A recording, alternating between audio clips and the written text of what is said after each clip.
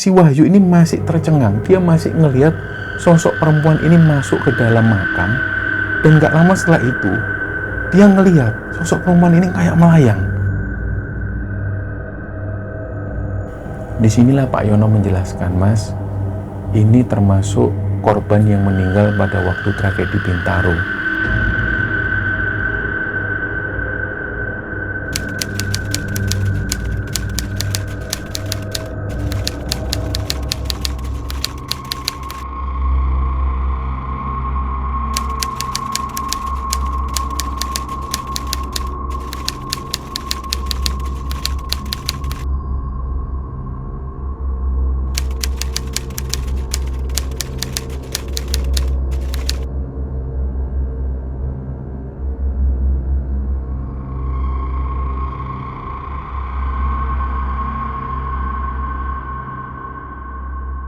Bismillahirrahmanirrahim. Assalamualaikum warahmatullahi wabarakatuh. Sobat Kembara Sunyi dimanapun berada, pada kesempatan kali ini kami akan bercerita tentang sebuah kisah yang dikirim oleh Sobat Kembara yang bernama Wahyu. Sebelum kita masuk ke ceritanya, untuk teman-teman yang nonton tayangan ini dan belum subscribe, jangan lupa untuk subscribe lebih dulu agar channel Kembara Sunyi ini lebih berkembang lagi dan kami lebih bersemangat lagi dalam membuat konten-konten terbaru di Kembara Sunyi. Dan untuk teman-teman yang telah mendukung kami sejauh ini, kami mengucapkan terima kasih banyak. Semoga amal kebaikan teman-teman dibalas kebaikan berlipat oleh Allah Subhanahu wa Ta'ala.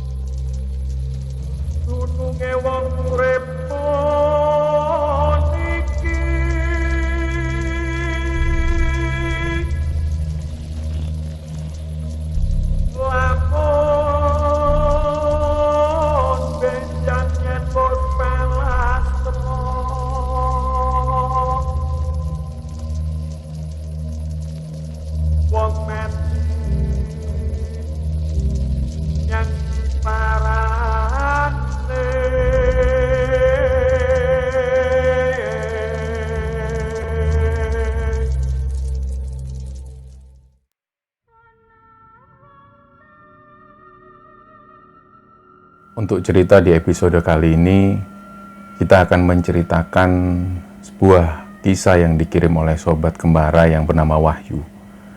Wahyu ini asalnya dari Jakarta, dan dia cerita tentang pengalaman yang dia alami sendiri pada waktu itu di tahun 2010. Jadi Wahyu tinggal di Jakarta dan di sekitaran tahun 2010 itu dia masih duduk di bangku SMA. Tepatnya waktu itu dia sekolah di STM. Nah, Wahyu sendiri mengakui di masa-masa itu dia ini tergolong anak nakal, anak bandel. Jadi dia juga sering berkelahi, dia sering tawuran, dan dia punya hobi balap liar waktu itu. Jadi beberapa minggu sekali, di setiap hari Sabtu malam minggu biasanya mereka menggelar acara balap liar. Di situ mereka balapan motor, dan nggak lupa juga mereka taruhan. Jadi mereka taruhan uang, dan uangnya itu terbilang juga cukup banyak. Nah, masa-masa itu memang dia sendiri mengakui dia bandel. Sampai pada akhirnya ketika itu mereka merayakan lulusan. Mereka baru aja lulus dan mereka merayakan keliling kota sambil naik motor, dan motor itu dikeber-keber. Terus pada waktu itu di hari Sabtu, setelah mereka lulus sekolah, mereka janjian. Ada beberapa kelompok motor. Mereka janjian untuk balap liar di daerah Bintaro. Nah, kebetulan sekolah mereka ini ada di kawasan sekitaran Pasar Minggu. Jadi waktu itu mereka berangkat bareng dari daerah Pasar Minggu menuju ke Bintaro. Begitu sampai di sana, sekitar jam 11:30 malam, mereka nunggu lawannya ini datang. Nggak lama kemudian sekitar jam 12:30 lebih, ada segerombolan anak-anak yang naik motor juga. Mereka adalah lawan dari Wahyu dan teman-teman. Begitu mereka datang, semuanya dipersiapkan, termasuk taruhan uang ini juga dipersiapkan. Mulailah sekitar jam 1 lebih mereka menggelar balapan liar itu. Nah, singkat cerita, Wahyu dan teman-teman ini menang. Uangnya pun diambil dan mereka punya rencana mereka nggak pulang lebih dulu. Jadi di sekitaran jam 2 lebih dini hari itu mereka merencanakan untuk nongkrong lebih dulu. Mereka nongkrong kan nggak langsung pulang. Dari situlah setelah uang ini dikumpulkan, mereka konvoi bareng, naik motor. Padahal ini sudah jam 2 dini hari. Pada waktu itu tiba-tiba di tengah perjalanan, karena posisi Wahyu ini ada di depan sendiri. Si Wahyu ini ngelihat ada perempuan, dia ini berdiri di pinggir jalan, dan kelihatan kalau perempuan ini habis mudik. Jadi banyak barang bawaan yang dibawa. Ada kardus-kardus yang dibungkus dan tasnya itu besar banget. Disitulah Wahyu ini juga berpikir, kok kasihan sekali mbak-mbak ini. Jam segini kok masih di pinggir jalan, nunggu siapa? Nah tiba-tiba Wahyu punya inisiatif. Biarlah tak tanya dulu, siapa tahu aku bisa nganter. Dia pun berhenti. Jadi waktu itu karena Wahyu berhenti, teman-teman yang di belakang ini nanya, "Lu ngapain berhenti yuk? Bentar aku masih ada urusan." Jadi teman-temannya cuma bilang, "Ya sudah, ketemu di sana ya, di tempat biasa, di tempat mereka nongkrong. Oke lah, kalian dulu, ntar aku nyusul." Akhirnya teman-temannya ini pun jalan.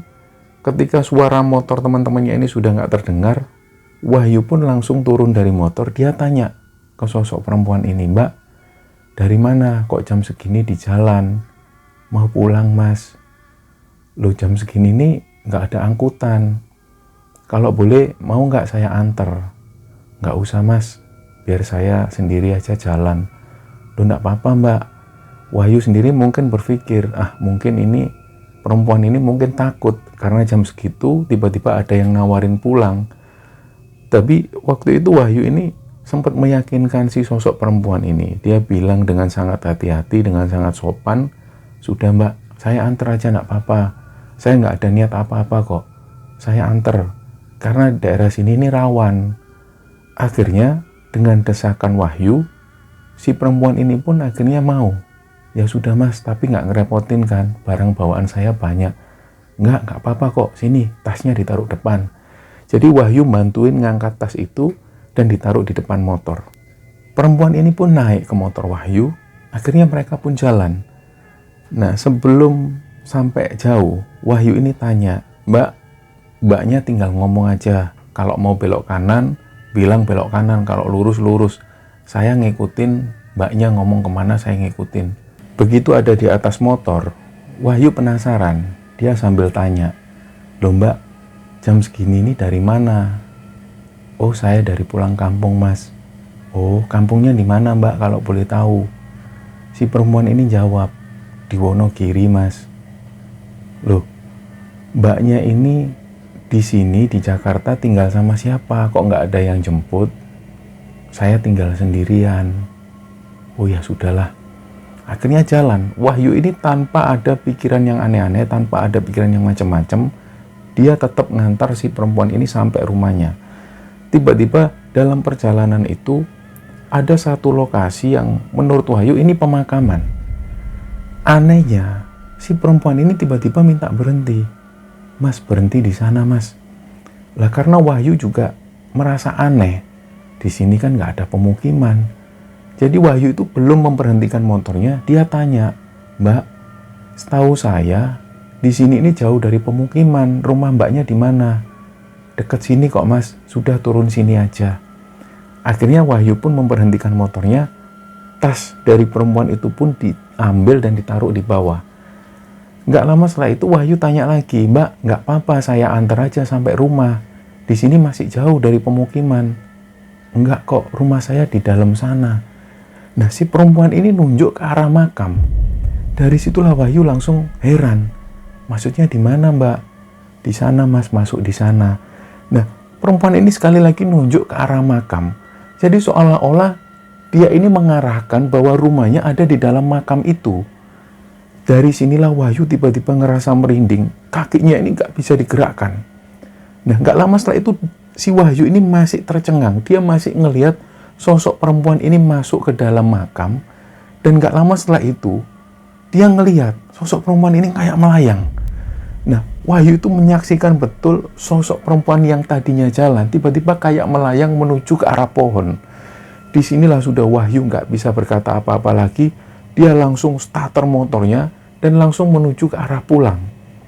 Nah, waktu itu ketika sampai di rumah, Wahyu ingat, waduh, bukannya aku janjian sama teman-teman. Ya sudahlah, karena dia sudah ngerasa ketakutan, dia langsung masuk ke kamar, dia tidur. Keesokan paginya, tiba-tiba badannya Wahyu ini meriang. Dia merasakan demam, badannya panas. Sampai keesokan harinya dia masih demam. Karena orang tuanya ngelihat kondisi Wahyu ini demam, akhirnya dibawalah ke rumah sakit. Setelah dibawa ke rumah sakit, ternyata diagnosa dari dokter, Wahyu ini cuma demam. Nggak lama setelah itu Wahyu pun pulang. Nah, teman-temannya pun akhirnya dengar bahwa Wahyu ini sakit. Teman-temannya pun langsung menjenguk. Jadi beberapa orang teman-temannya Wahyu ada di rumah. Nah, disinilah Wahyu cerita ke teman-temannya bahwa pada malam itu ketika Wahyu berhenti, sebenarnya dia nganter sosok perempuan. Lah, teman-temannya heran. Loh, kamu berhenti pas waktu itu nggak ada perempuan, Yu. Kamu maksudnya waktu itu berhenti kamu nganter perempuan? Iya, aku nganter perempuan. Loh, kita nggak ada yang lihat kalau ada perempuan. Nah, di sini Wahyu itu juga semakin bingung. Pada dasarnya Wahyu juga berpikir, ya mungkin teman-teman nggak ngelihat karena mungkin sosok perempuan ini memang bukan manusia. Nah, dengan obrolan ini, ada salah satu teman Wahyu yang kebetulan orang tuanya ini seorang ustadz, yang beliau bisa dikatakan paham tentang hal-hal semacam ini. Akhirnya satu temannya Wahyu ini bilang, ya sudah Yu, coba aku bilang ke ayahku ya, siapa tahu ayahku paham ini kejadian seperti apa. Nggak lama setelah itu orang tua temannya Wahyu ini datang. Beliau adalah seorang ustadz, dan setelah ngelihat kondisi Wahyu, akhirnya si ustadz ini bilang, coba Wahyu kalau badannya sudah enak, sudah ngerasa pulih, kita menuju ke tempat pemakaman itu, tempat di mana kamu ngantarkan si sosok perempuan ini. Kita cari, kamu ingat nggak namanya siapa? Nah, diingat-ingat lagi oleh Wahyu. Jadi Wahyu ini ingat namanya karena waktu itu Wahyu sempat tanya memang. Jadi dalam perjalanan itu, ketika mereka ngobrol, Wahyu ngobrol tanya-tanya dari mana dan lain sebagainya, Wahyu ini sempat tanya, mbaknya namanya siapa? Dan perempuan ini sempat menyebutkan namanya Suyati. Akhirnya beberapa hari kemudian ketika kondisi Wahyu ini sudah membaik, dia bersama seorang ustadz ini dan beberapa temannya menuju ke tempat pemakaman umum. Ketika datang di sana, dia langsung nembusi juru kuncinya. Ada satu orang juru kunci yang kita sebut namanya Pak Yono. Di sana Wahyu bercerita bahwa pada malam itu dia sempat ngantar perempuan dan dirasa kondisinya itu sangat aneh sekali. Situasinya benar-benar aneh dan perempuan ini kayak melayang. Si juru kunci tanya, namanya siapa mas? Coba kita cek aja di sini. Wahyu pun menyebutkan, namanya Suyati pak. Ya sudah gini aja, saya juga nggak begitu hafal ya. Kita nyebar aja ya, ini kan banyak orang. Kita cari namanya Suyati. Nyebarlah mereka, ternyata yang menemukan nama Suyati ini adalah temannya Wahyu. Dia langsung bilang ke orang-orang, termasuk Wahyu dan juga bapak-bapak ustadz tersebut, langsung mereka menuju ke sana. Nah, disinilah keanehan itu terjadi. Mereka ngelihat di situ memang ada Suyati bin Fulan. Disinilah Pak Yono menjelaskan, mas, ini termasuk korban yang meninggal pada waktu tragedi Bintaro. Akhirnya sang ustadz ini bilang ke Wahyu, ayo kalau gitu kita doakan Mbak Suyati ini, sekaligus kita doakan semua korban-korban yang meninggal pada saat itu, pada tragedi Bintaro. Mereka pun akhirnya mendoakan para korban dan khususnya kepada Mbak Suyati. Nah, pada waktu itu Wahyu pun ikut berdoa dengan kondisi badannya yang masih demam. Jadi Wahyu itu sambil berpikir, sambil berdoa dia sambil berpikir, ini maksudnya apa? Tujuannya apa? Kok dia dipertemukan seperti ini? Dia dihadapkan pada situasi pada saat itu. Wahyu pun bingung waktu itu. Setelah Wahyu mengucapkan amin, doa ini pun selesai. Tiba-tiba badan Wahyu yang tadinya meriang, panas, ini tiba-tiba pulih seperti biasa. Dia juga heran loh, kok tiba-tiba badanku pulih kembali. Dia nggak ngerasakan panas lagi, nggak ngerasakan meriang. Ya wis kayak sehat seperti biasa. Jadi dia heran dengan kondisi waktu itu. Nah, kejadian ini yang benar-benar diingat oleh Wahyu.